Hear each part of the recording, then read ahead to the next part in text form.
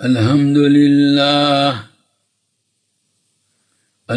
لله نحمده ونستعينه ونستغفره ونؤمن به ونتوكل عليه ونعوذ بالله من شرور أنفسنا ومن سيئات أعمالنا ونعوذ بالله من شرور أنفسنا ومن سيئات أعمالنا من يهده الله فلا مضل له ومن يضلله فلا هادي له ونشهد أن لا إله إلا الله وحده لا شريك له ونشهد أن سيدنا ومولانا محمدا عبده ورسوله أرسله إلى كافة الناس بشيرا ونذيرا وداعيا إلى الله بإذنه وسراجا منيرا صلى الله تعالى عليه وعلى آله وأصحابه وبارك وسلم تسليما كثيرا كثيرا. أما بعد فأعوذ بالله من الشيطان الرجيم. بسم الله الرحمن الرحيم. أولم نعمركم ما يتذكر من تذكر وجاءكم النذير. وقال تعالى تبارك الذي بيده الملك وهو على كل شيء قدير الذي خلق الموت والحياة ليبلوكم أيكم أحسن عملا. وقال النبي صلى الله تعالى عليه وسلم من حسن اسلام المرء تركه ما لا يعنيه. وقال النبي صلى الله تعالى عليه وسلم نعمتان مغبون فيهما كثير من الناس الصحة والفراغ. پچھلے کئی دنوں سے اسی سلسلے میں کچھ عرض معروض ہو رہی ہے. مقصد یہ ہے کہ ہم اپنی زندگی کی قدر و قیمت کو پہچانیں اور اللہ تبارک و تعالیٰ نے یہ ایک عظیم نعمت جو ہمیں عطا فرمائی ہے اس سے زیادہ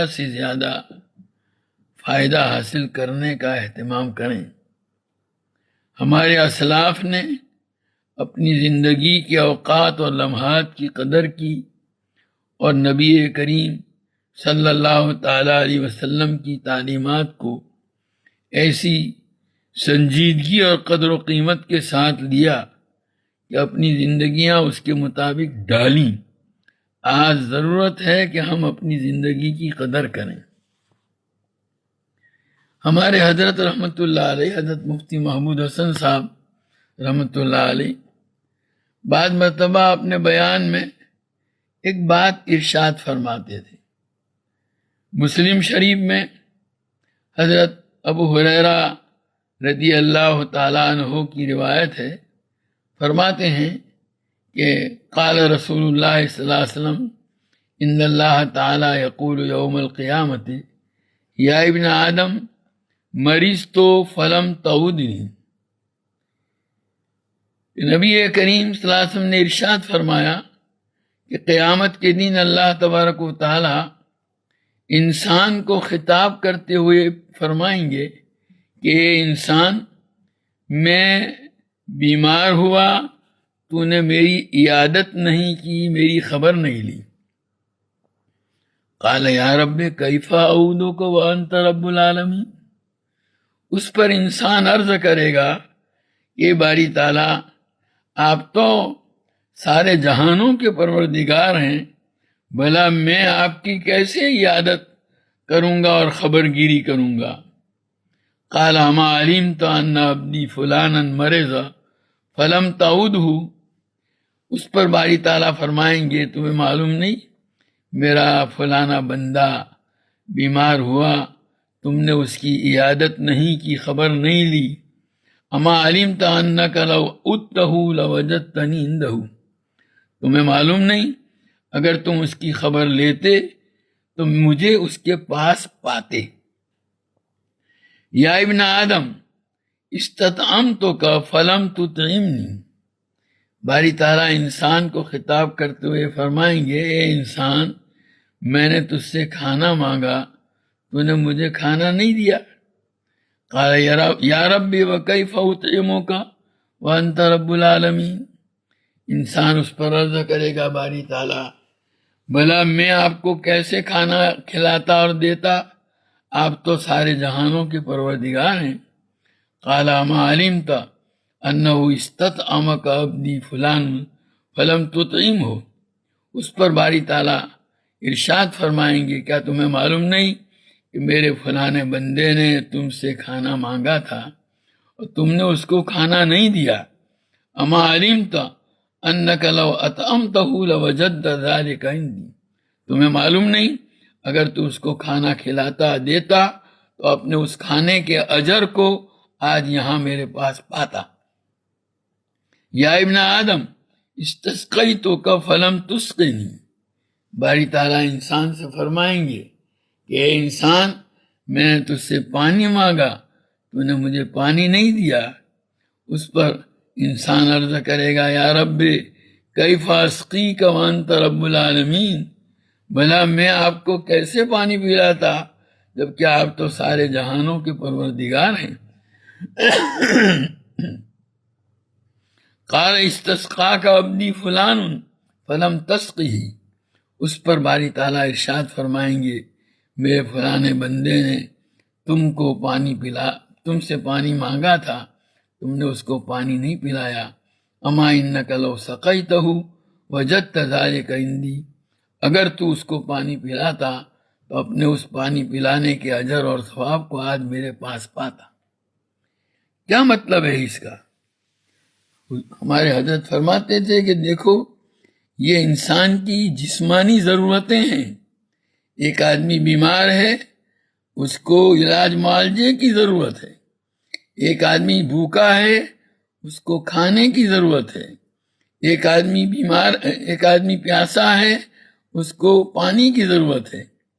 جب ان جسمانی ضرورتوں کی طرف توجہ نہ کرنے پر اللہ تبارک تعالیٰ اس طرح مواخذہ فرمائیں گے، تو ایک روحانی اور دینی ضرورت ہے۔ ایک اللہ کا بندہ علم سے ناواقف ہے، اللہ تعالیٰ کے کیا حقوق ہیں وہ نہیں جانتا، اللہ پاک رسول صلی اللہ علیہ وسلم کے کیا حقوق ہیں، ان کی کیا تعلیمات ہیں، وہ واقف نہیں۔ اگر آپ اس کو اللہ کے حقوق سے واقف کریں، حضور کی تعلیمات سے واقف کریں، اور وہ جو اللہ سے بچھڑا ہوا ہے، نبی کریم صلی اللہ علیہ وسلم کی تعلیمات سے ناواقف ہے، اس کو واقف کر کے اس پر عمل کرنے والا بنائیں گے تو آپ کو اللہ تعالیٰ کی کتنی زیادہ خوشنودی حاصل ہوگی۔ میں بتلانا یہ چاہتا ہوں کہ آدمی کی محنت کی جو ہے حیثیتیں الگ الگ ہے۔ ایک محنت وہ تھی جو انسان کو کھلانے کے لیے، اس کی تیمارداری کے لیے، اس کی پیاس کو بجھانے کے لیے اس نے کی تھی، اور ایک محنت وہ ہے جو اس کو اللہ تعالیٰ کے ساتھ جوڑنے کے لیے کی۔ دونوں میں زمین و آسمان کا فرق ہے، اور اس پر اللہ تبارک تعالیٰ کی طرف سے اجر و ثواب جو ملے گا اس اجر و ثواب میں بھی زمین اور آسمان کا فرق ہے۔ یہ انسانی زندگی کے جو اوقات اللہ تبارک و تعالیٰ نے ہم کو عطا فرمائے ہیں، یوں سمجھیے کہ یہ رو میٹیریل ہے، یعنی خام مال، کچا مال۔ یہ جو رو میٹیریل ہوتا ہے نا، آدمی اس کی جتنی چاہے قیمت حاصل کر لے، اس کی قیمت کی اصل بنیاد اس پر ہے کہ آپ اس سے کون سی چیز بنانے جا رہے ہیں۔ آپ کے پاس لوہے کا ایک ٹکڑا ہے، لوہے کے اس ٹکڑے سے اگر آپ سائیکل کا کوئی پارٹ، حصہ بنائیں گے تو لوہے کے اس ٹکڑے کی قیمت سائیکل کے حساب سے ہوگی کہ سائیکل 2000 روپے کی آتی ہے، تو لوہے کے اس ٹکڑے سے آپ نے جو پارٹ بنایا یہ آپ کو 200 کا پڑا۔ اور اگر اسی ٹکڑے کو آپ سائیکل کے بجائے بائک کے اندر استعمال کریں تو بائک کی قیمت مثال کے طور پر 80,000 ہے، تو یہی ٹکڑا اس کے حساب سے 6 یا 8,000 کا ہو گیا۔ اور اگر اسی ٹکڑے کو آپ کار بنانے میں استعمال کریں، کار کا کوئی پارٹ بنائیں، تو کار 5 لاکھ کی، 10 لاکھ کی ہوتی ہے، تو لوہے کا یہ ٹکڑا 50,000 کا ہو گیا۔ اور اگر اسی کو ہوائی جہاز بنانے میں استعمال کریں گے تو اس کی قیمت اسی اعتبار سے بڑھ جائے گی۔ تو جو خام مال ہوتا ہے، کچا مال، رو میٹیریل، وہ ہر چیز میں استعمال ہوتا ہے۔ آپ اس کو جس کام میں استعمال کریں گے اس کے حساب سے اس کی قیمت لگے گی۔ اللہ تبارک و تعالیٰ نے ہمیں یہ جو زندگی کے اوقات عطا فرمائے، یہ دراصل رو میٹیریل ہے، خام مال ہے، کچا مال ہے۔ ہم اس کو استعمال کر کے بڑی سے بڑی قیمت آخرت کے اعتبار سے حاصل کر سکتے ہیں۔ وہ ہماری ثوابدید اور ہماری سوچ اور ہمارے فیصلے پر موقوف ہے۔ ہمارے اسلاف اس کا بڑا اہتمام کرتے تھے۔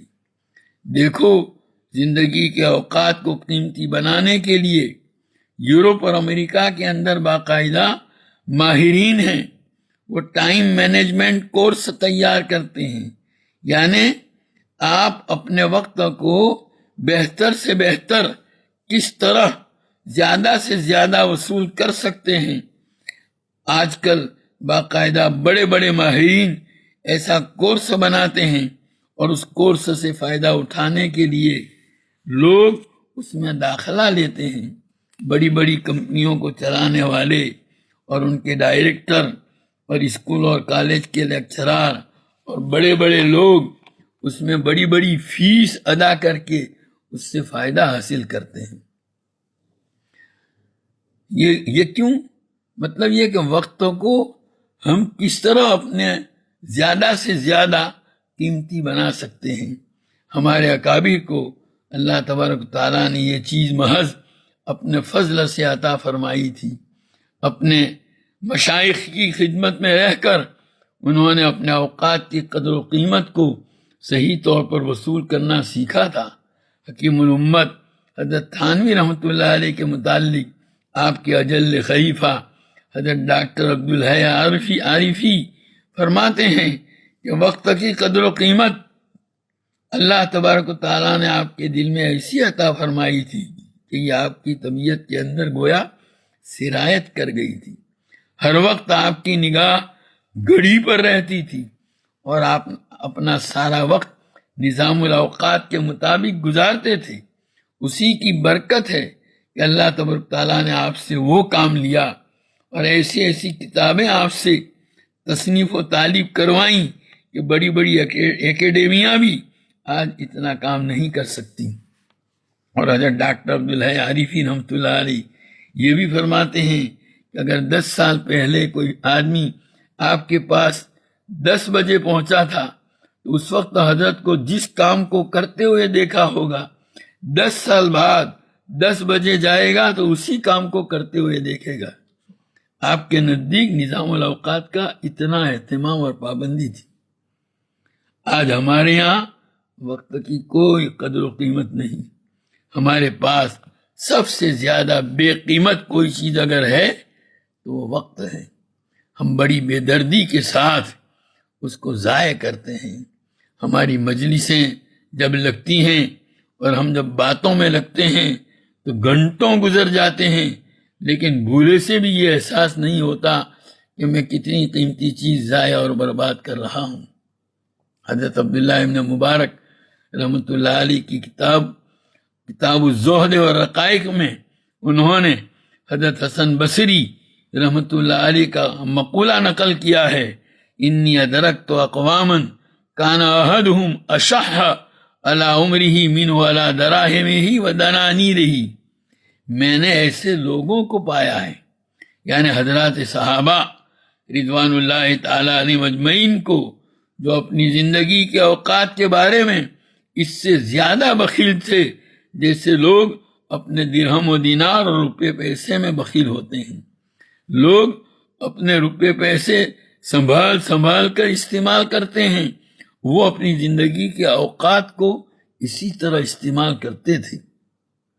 حضرت مولانا خلیل احمد سہارنپوری رحمۃ اللہ علیہ کے متعلق حضرت مولانا عاشق الہی صاحب میرٹھی رحمۃ اللہ علیہ نے تذکرۃ الخلیل میں لکھا ہے کہ آپ اپنے معمولات اور نظام الاوقات کے ایسے پابند تھے کہ رات ہو یا دن ہو، کیسے بھی حالات کیوں نہ ہوں، کسی معمول میں کبھی تخلف نہیں ہوتا تھا، یہاں تک کہ سفر حج میں بھی چھوڑتے نہیں تھے۔ حضرت شیخ رحمۃ اللہ علیہ نے، حضرت مولانا زکریا صاحب رحمۃ اللہ علیہ نے آپ بیتی میں لکھا ہے کہ جب مکہ مکرمہ سے مدینہ منورہ جا رہے تھے، اونٹوں کا سفر تھا، مغرب کی نماز کے بعد اوابین کا جو معمول تھا وہ بھی اس سفر میں کبھی چھوٹا نہیں، اونٹ سے اتر جاتے تھے، چونکہ اونٹوں کی رفتار ذرا کم ہوتی ہے تو آپ تیزی سے آگے بڑھ جاتے تھے، نیت باندھتے، 2 رکعت پڑھتے، اتنی دیر میں اونٹ ذرا آگے نکل جاتے تو آپ سلام پھیر کر پھر سے ذرا تیز چلتے اور آگے نکل جاتے اور 2 رکعت کی نیت باندھ لیتے، اور پھر اونٹ ذرا آگے نکل گئے تو پھر تیز چلے اور آگے جا کر 2 رکعت کی نیت باندھی۔ اس طرح وہ اپنا معمول پورا کرتے تھے۔ یہ ان حضرات کے یہاں وقت کی قدر و قیمت تھی۔ حضرت شیخ الحدیث مولانا محمد زکریا صاحب نے آپ بیتی میں اپنا قصہ لکھا ہے کہ بدل المجہود جو ابو داؤد شریف کی شرح ہے، حضرت رحمۃ اللہ علیہ کے شیخ اور استاد حضرت مولانا خلیل احمد صاحب سہارنپوری کی تصنیف کردہ ہے، جس زمانے میں وہ چھپ رہی تھی تو تھانہ بھون میں حضرت مولانا شبیر علی صاحب رحمۃ اللہ علیہ جو حضرت حکیم الامت تھانوی رحمۃ اللہ علیہ کے بھتیجے ہیں، ان کا پریس تھا اور خانقاہ سے لگا ہوا تھا، اس میں چھپتی تھی، تو اس کے جو پروف ہیں وہ ظہر کے وقت ہاتھ میں آتے تھے اور عصر یا مغرب سے پہلے اس کو واپس کرنا ہوتا تھا۔ حضرت تھانوی رحمۃ اللہ علیہ کے یہاں حضرت کی عام مجلس ظہر کے بعد ہوتی تھی، لوگ دور دور سے آتے تھے اور مجلس میں شریک ہوتے تھے حضرت تھانوی رحمۃ اللہ علیہ کی۔ حضرت شیخ فرماتے ہیں کہ میں وہیں ایک کونے میں بیٹھ کر بزل کے پروف دیکھنے میں مشغول ہوتا تھا، اور حضرت تھانوی رحمۃ اللہ علیہ کے یہاں ہوں اور مجلس میں شرکت نہ ہو پا رہی ہو، اس کا مجھے افسوس بھی تھا۔ ایک مرتبہ حضرت کے سامنے اپنی حسرت کا اظہار کرتے ہوئے عرض کیا کہ حضرت، لوگ آپ سے استفادہ کرنے اور مجلس میں شرکت کے لیے دور دور سے آتے ہیں، اور میں یہاں رہتے ہوئے اس مشغولی کی وجہ سے شریک نہیں ہو سکتا۔ تو حضرت رحمۃ اللہ علیہ نے جواب دیا کہ مولوی صاحب فکر مت کرو، تم میری مجلس میں نہیں ہوتے لیکن میں تمہاری مجلس میں ہوتا ہوں، میں تمہیں کونے میں بیٹھا ہوا دیکھتا ہوں اور تمہاری مشغولی کو دیکھ کر دل میں کہتا ہوں کہ کام تو اسی طرح ہوتا ہے۔ اس لیے ضرورت ہے کہ ہم اپنے اوقات کو صحیح طریقے سے استعمال کرنے کا اہتمام کریں۔ نبی کریم صلی اللہ تعالیٰ علیہ وسلم کا ارشاد ہے کہ آدمی کے اسلام کی خوبی یہ ہے کہ وہ اپنے آپ کو لایانی سے بچائے، شیخ ابو القاسم رحمۃ اللہ علیہ ایک بہت بڑے بزرگ گزرے ہیں، جو امام ابو ثور جو فقہ کے ایک امام ہیں ان کے شاگرد اور حضرت سری سقطی رحمۃ اللہ علیہ کے بھانجے ہوتے ہیں۔ ان کا مقولہ کتابوں میں لکھا ہے، من علامت اعراض اللہ تعالی عن العبد ان یشغلہ بما لا ینفعہ، اللہ تعالیٰ کی اپنے بندے سے بے توجہی اور ناراضگی کی ایک نشانی یہ ہے کہ اس بندے کو اللہ تعالیٰ فضول اور غیر نفع بخش کاموں میں لگاتے ہیں۔ جو آدمی لایانی کاموں میں لگتا ہے، یوں سمجھ لو کہ اللہ تعالیٰ اس سے ناراض ہیں کہ اس کی زندگی کے اوقات اس طرح بے دردی کے ساتھ ضائع اور برباد ہو رہے ہیں۔ علامہ جمال الدین قاسمی رحمۃ اللہ علیہ مصر و شام کے بہت بڑے عالم گزرے ہیں، ان کی تفسیر بھی ہے۔ ایک مرتبہ جا رہے تھے، کچھ لوگ بیٹھے بیٹھے گپ شپ کر رہے تھے، ان کو دیکھ کر فرمانے لگے، اگر وقت کوئی ایسی چیز ہوتی جو خریدی جا سکتی تو میں ان سے ان کا وقت خرید لیتا۔ ایسا معلوم ہوتا ہے کہ ان کے پاس وقت زیادہ ہے۔ حقیقت تو یہ ہے کہ اللہ تعالیٰ کے جو بندے اس طرح کے کاموں میں لگنے والے ہیں، وہ اپنے وقت کی قدر کرتے ہیں اور اس کو ضائع نہیں کرتے۔ حضرت منصور ابن معتمر رحمۃ اللہ علیہ بخاری شریف کے راویوں میں ہیں، ان کا بار بار نام آتا ہے۔ انہوں نے 40 سال تک عشاء کے بعد کسی کے ساتھ بات چیت نہیں کی۔ حضرت داؤد طائی رحمۃ اللہ علیہ کی کمرے کی کڑی، وہ جو چھت کے اوپر لکڑیاں جن کے اوپر چھت بنائی جاتی ہے، کڑی اس کو بولتے ہیں، گجراتی میں جس کو وڑی بولتے ہیں، کہ کڑی ٹوٹی ہوئی تھی۔ کسی نے کہا، حضرت آپ کے کمرے کی کڑی ٹوٹی ہوئی ہے۔ حضرت نے فرمایا، 20 سال سے میں نے اوپر نظر نہیں کی۔ ان کو تو اپنے کمرے کی چھت کی طرف نظر کرنے کی بھی فرصت نہیں تھی۔ اسی طرح ہمارے دوسرے اکابر اور اسلاف سے بھی اس طرح کے واقعات منقول ہیں، اور اس کے برعکس ہمارا حال یہ ہے کہ ہمیں ان اوقات کی کوئی قدر ہی نہیں۔ ہم لوگ تو بیٹھے ہوئے ہوں تو چین نہیں پڑتا جب تک ادھر ادھر نہ دیکھیں، مسجد میں بیٹھے ہوئے ہوں تو بھی ہمارا یہ حال ہوتا ہے، قرآن پڑھ رہے ہوں، کوئی آ کر کے بیٹھے گا تو قرآن پڑھنا چھوڑ کر اس کو دیکھیں گے۔ یہ ہمارا مزاج بن گیا ہے۔ وہ حضرات فضول نگاہ کو بھی برداشت نہیں کرتے تھے۔ میں آپ حضرات کو یہ سب لایانی کی قسمیں بتلا رہا ہوں۔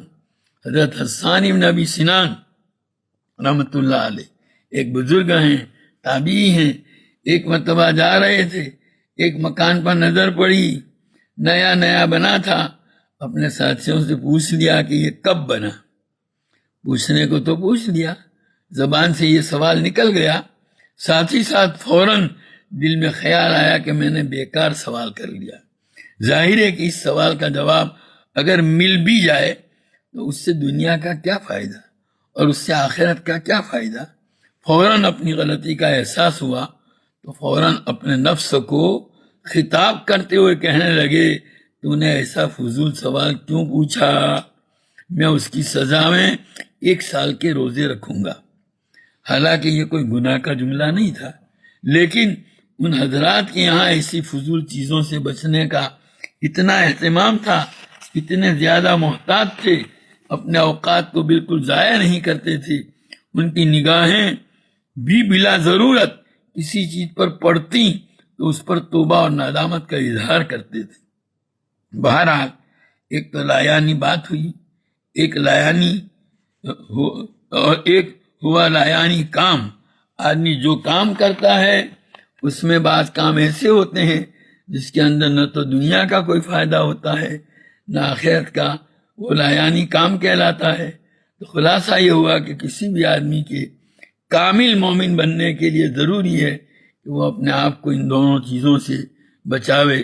لیکن جیسا کہ میں نے کہا کہ 3 چیزوں سے بچاوے، یعنی لایانی باتوں سے، لایانی کاموں سے اور لایانی چیزوں سے۔ جب تک ان سے اپنے آپ کو بچائے گا نہیں، وہاں تک اس کا اسلام، اس کا ایمان کامل نہیں کہلائے گا۔ یہ میں نہیں، خود نبی کریم صلی اللہ علیہ وسلم فرماتے ہیں، حضرت تھانوی رحمۃ اللہ علیہ کے مواعظ میں ایک عجیب قصہ لکھا ہوا ہے۔ ایک مرتبہ حضرت خضر رحمۃ اللہ علیہ، جن کو خواجہ خضر کہتے ہیں، اور ہر شخص تمنا کرتا ہے کہ ان کے ساتھ ملاقات ہو جائے، حضرت ابراہیم نے ادہم رحمۃ اللہ علیہ کی ملاقات کے لیے گئے۔ حضرت ابراہیم نے ادہم نے حضرت خضر نے مصافحہ کیا، انہوں نے مصافحہ کر لیا، پھر اپنی تصویر لے کر پڑھنے میں بیٹھ گئے۔ حضرت خضر سوچنے لگے کہ یہ عجیب آدمی ہے کہ لوگ تو میری ملاقات کی تمنائیں کرتے ہیں، اور میں خود ان کی ملاقات کے لیے آیا تو یہ مصافحہ کر کے اپنی تصویر لے کر اس میں مشغول ہو گئے، میری طرف دھیان بھی نہیں دیتے۔ حضرت خضر نے ان سے کہا کہ تم جانتے بھی ہو کہ میں کون ہوں، میں خضر ہوں، اور لوگ تو میری ملاقات کی تمنائیں کرتے ہیں، اور میں خود آپ کی خدمت میں ملاقات کے لیے آیا، اور آپ ہیں کہ مصافحہ کر کے تصویر لے کر بیٹھ گئے۔ جواب میں حضرت ابراہیم نے ادہم رحمۃ اللہ نے فرمایا، آپ کی ملاقات کی تمنا وہ کرے جس کو اللہ تعالیٰ سے فرصت ہو۔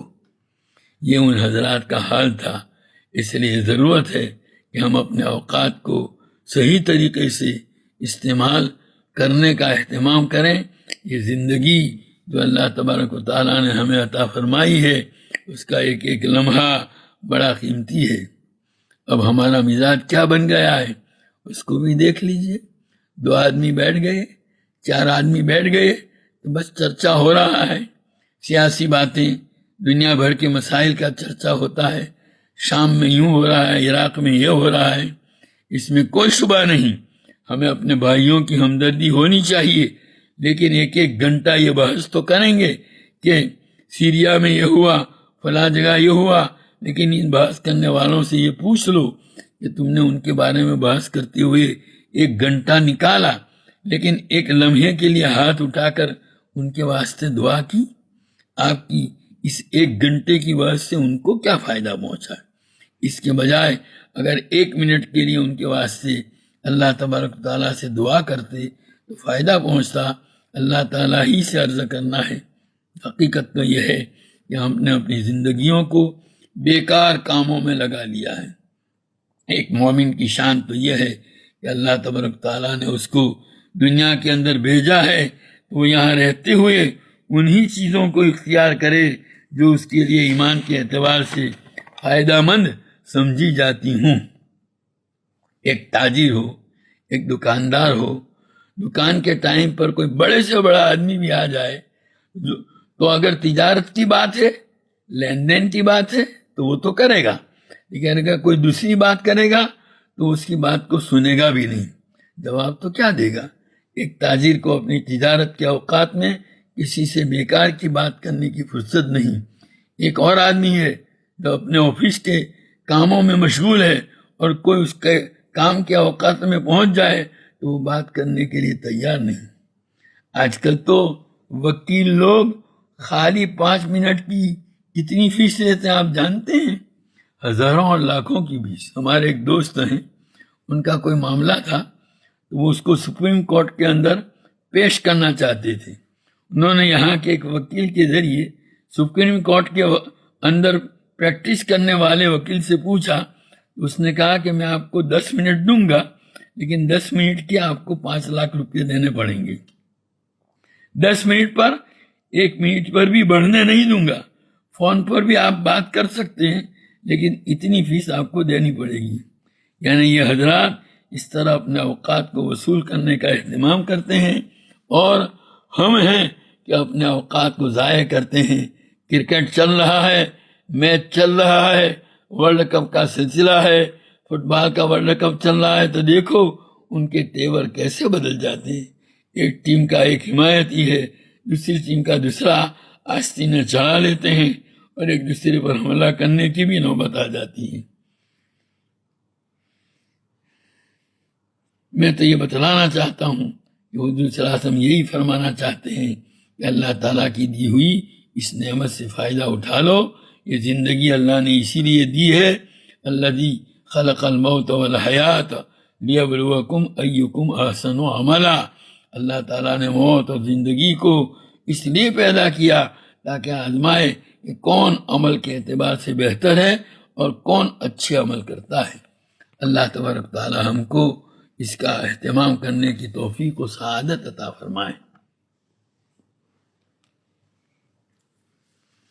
سبحانک اللہم و بحمدک و تبارک اسمک و تعالی جدک و لا الہ غیرک لا الہ الا اللہ الاحد الصمد الذی لم یلد ولم یولد ولم یکن لہ کفوا احد۔ اللہم صلی علی سیدنا و مولانا محمد وعلی آل سیدنا و مولانا محمد کما صلیت علی سیدنا ابراہیم وعلی آل سیدنا ابراہیم انک حمید مجید۔ اللہم بارک علی سیدنا و مولانا محمد وعلی آل سیدنا و مولانا محمد کما بارکت علی سیدنا ابراہیم وعلی آل سیدنا ابراہیم انک حمید مجید۔ اللہم صلی صلاۃ کاملۃ وسلم سلاما تاما علی سیدنا محمد تنحل به العقد وتنفرج به الكرب وتقضى به الحوائج وتنال به الرغائب وحسن الخواتيم ويستسقى الغمام بوجهه الكريم وعلى آله وصحبه في كل لمحة ونفس بعدد كل معلوم لك۔ اللهم صل على سيدنا ومولانا محمد وعلى آل سيدنا ومولانا محمد صلاة تنجينا بها من جميع الأهوال والآفات وتقضي لنا بها جميع الحاجات وتطهرنا بها من جميع السيئات وترفعنا بها عندك على الدرجات وتبلغنا بها أقصى الغايات من جميع الخيرات في الحياة وبعد الممات إنك على كل شيء قدير۔ يا رب صل وسلم دائما أبدا على حبيبك خير الخلق كلهم۔ ربنا ظلمنا أنفسنا وإن لم تغفر لنا وترحمنا لنكونن من الخاسرين۔ ربنا آتنا في الدنيا حسنة وفي الآخرة حسنة وقنا عذاب النار۔ ربنا هب لنا من أزواجنا وذرياتنا قرة أعين واجعلنا للمتقين إماما۔ اللهم وفقنا لما تحب وترضى من القول والعمل والفعل والنية والهدى۔ اللهم اجعلنا هادين مهتدين غير ضالين ولا مضلين، سلما لأوليائك وهربا لأعدائك، نحب بحبك من أحبك ونعادي بعداوتك من خالفك من خلقك۔ اللهم أغننا بالعلم وزينا بالحلم واكرمنا بالتقوى وجملنا بالعافية۔ اللهم آتنا أفضل ما تؤتي عبادك الصالحين۔ اللهم آتنا أفضل ما تؤتي عبادك الصالحين۔ اللهم آتنا أفضل ما تؤتي عبادك الصالحين۔ اللهم لا تنزي منا صالح ما آتيتنا، اللهم لا تنزي منا صالح ما آتيتنا۔ اللهم استر عوراتنا وآمن رواتنا، اللهم أحسن عاقبتنا في الأمور كلها وأجرنا من خزي الدنيا وعذاب الآخرة۔ اللهم إنا نعوذ بك من جهد البلاء ودرك الشقاء وسوء القضاء وشماتة الأعداء۔ اللهم إنا نعوذ بك من زوال نعمتك وتحول عافيتك وفجاءة نقمتك وجميع سخطك۔ اللهم اكفنا بحلالك عن حرامك واغننا بفضلك عمن سواك۔ اے اللہ تو ہمارے گناہوں کو معاف فرما، ہماری خطاؤں سے درگزر فرما، تیری مرضیات پر ہم کو زیادہ سے زیادہ چلا کر تیری نامرضیات سے ہماری پوری حفاظت فرما۔ نبی کریم صلی اللہ تعالیٰ علیہ وسلم کے طریقوں اور سنتوں کو اپنی زندگی کے ہر شعبے میں جاری کرنے اور اپنانے کی تو ہمیں توفیق و سعادت عطا فرما۔ نبی کریم صلی اللہ علیہ وسلم کے طریقوں کی محبت اور غیروں کے طریقوں کی نفرت ہمارے قلوب کے اندر ڈال دے۔ اے اللہ تمام رذائل سے ہم کو پاک اور صاف فرما کر محاسن اخلاق سے مزین فرما، تیری معرفت و محبت کے انوار سے ہمارے قلوب کو منور فرما، تیری یاد سے ہمارے دلوں کو آباد فرما، دوام ذکر و دوام طاعت کی ہمیں توفیق عطا فرما، تمام اعمال میں اخلاص، اتباع اور احتساب کی کیفیت نصیب فرما۔ اے اللہ ہمیں، ہمارے اہل و عیال اور تمام متعلقین کو صحت، قوت، عافیت، سلامتی، دنیا آخرت کی بھلائیوں سے مالا مال فرما، ہماری تمام ضرورتوں کی تو اپنے خزانہ غیب سے کفالت فرما، ہمیں کسی کا محتاج و دستنگر نہ بنا، ہماری روزیوں میں برکت و وسعت عطا فرما۔ اے اللہ تو ہماری اولادوں کو عقائد حقہ، علوم نافعہ، اعمال صالحہ، اخلاق فاضلہ سے آراستہ فرما، برے اخلاق، برے کردار و گفتار، برے عادات و اطوار، بری صحبتوں، برے ماحول کے برے اثرات اور برے لوگوں کی بری عادتوں کا نشانہ بننے سے ان کی پوری حفاظت فرما۔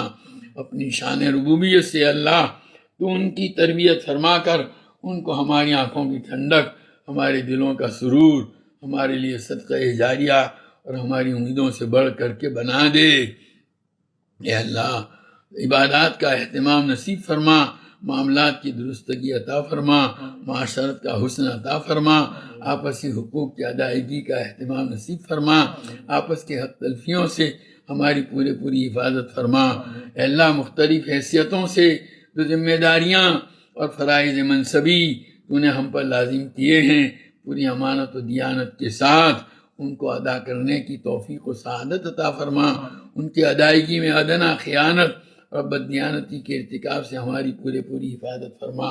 اے اللہ ہمیں اپنی کمیوں، اپنی کوتاہیوں، اپنے قصور، اپنے عیوب و ذنوب کا ادراک اور احساس عطا فرما کر اس کی اصلاح کی توفیق عطا فرما۔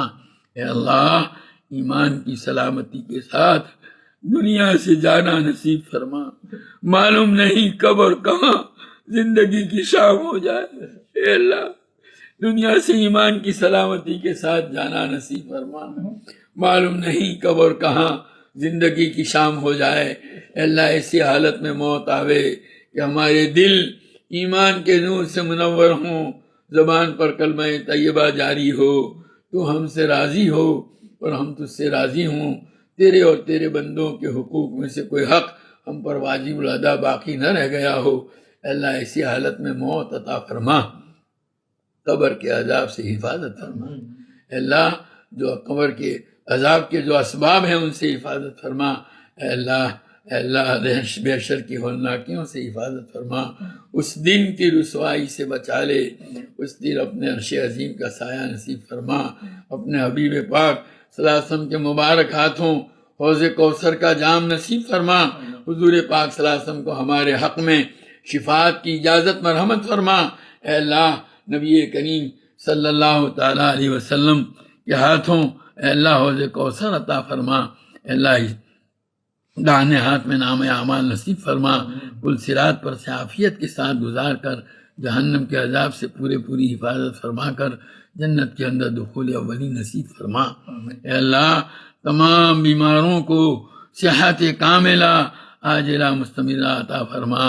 اے اللہ یہ بلا، یہ بیماری، اے اللہ جس نے پورے عالم کو اپنے لپیٹ میں لے رکھا ہے، اے اللہ اس کو اٹھا لے، تیری قدرت کے بغیر یہ نہیں جا سکتی۔ اے اللہ اپنے فضل کا معاملہ فرما دے، سب کو صحت و شفا عافیت نصیب فرما، جتنے بھی اس بیماری میں ملوث ہیں اللہ سب کو صحت کاملہ عاجلہ مستمرہ دائمہ قائمہ عطا فرما۔ اے اللہ جو محفوظ ہیں ان کو اپنی حفاظت میں لے۔ اے اللہ جو اس بیماری کی وجہ سے دنیا سے جا چکے ہیں، اے اللہ ان کی قبروں کو نور سے بھر دے، اپنی رحمتوں مغفرتوں سے ڈھانپ لے، جنت الفردوس میں ان کو اے اللہ مقام عطا فرما، ان کے حسنات کو قبول فرما، سیئات سے درگزر فرما۔ اے اللہ ان کی پسماندگان کو صبر اور اجر عطا فرما۔ اے اللہ اس ماہ مبارک کو جیسا کہ اس کا حق ہے وصول کرنے کی توفیق و سعادت عطا فرما۔ اللہم سلمنا لرمضان، سلم رمضان لنا وسلمه لنا متقبلا۔ اللہم سلمنا لرمضان وسلم رمضان لنا وسلم لنا متقبلا اللهم سلمنا لرمضان وسلم رمضان لنا وسلم لنا متقبلا۔ اے اللہ تیرے جو بندے اعتکافوں میں بیٹھے ہوئے ہیں، اے اللہ ان اعتکافات کے حقوق کو ادا کرنے کی توفیق عطا فرما، اس کی برکات سے مالا مال فرما۔ اے اللہ ہم جیسے جو محروم ہیں، اے اللہ ان کو بھی اے اللہ ان کے صدقے میں نواز دے، اپنے فضل کا معاملہ فرما دے۔ اللہ ہم سب پر اپنا فضل معاملہ فرما دے۔ تیرے حبیب پاک صلی اللہ علیہ وسلم نے جتنی خیر اور بھلائی تجھ سے مانگی ہمیں اور پوری امت کو عطا فرما۔ جن شر و برائیوں سے پناہ چاہیے ان سے ہماری پوری امت کی حفاظت فرما۔ اے اللہ لیلۃ القدر کی عبادت نصیب فرما، اس بڑی رات کو ہماری غفلتوں کی نظر ہونے سے بچا لے۔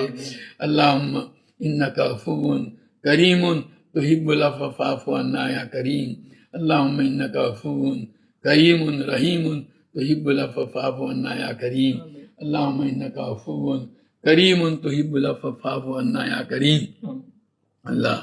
اللہ تیرے حبیب نے جتنی خیر اور بھلائی تجھ سے مانگی ہمیں اور پوری امت کو عطا فرما، اور جن شر و برائیوں سے پناہ چاہیے اس سے ہماری پوری امت کی حفاظت فرما۔ ربنا تقبل منا انک انت السمیع العلیم وتب علینا انک انت التواب الرحیم۔ صلی اللہ تعالی علی خیر خلقہ سیدنا مولانا محمد وآلہ وصحبہ اجمعین۔